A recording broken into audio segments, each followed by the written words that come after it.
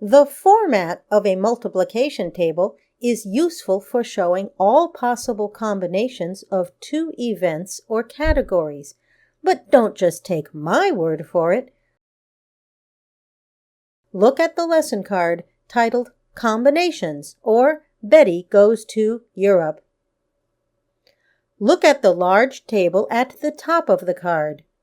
Betty is packing her clothing for a trip to Europe. She will take 6 t-shirts or blouses and 6 skirts or pairs of pants. Look at the gray shaded boxes that list Betty's shirts and blouses in lowercase letters along the top of the grid.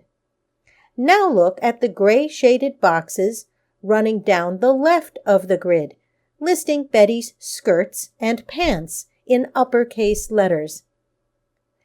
Betty will wear only 1 blouse or t-shirt and 1 skirt or pair of pants at a time.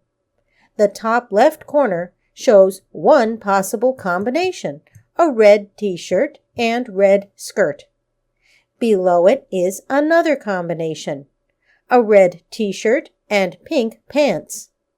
Which box shows a green blouse and violet pants? All 6 combinations using the green blouse are listed in the 4th column. All combinations listing violet pants are in the bottom row. The box showing a green blouse and violet pants is the 4th box in the bottom row. Betty sure has a colorful wardrobe. With 6 possibilities for each category, how many combinations are possible? 6 times 6, or 36 combinations.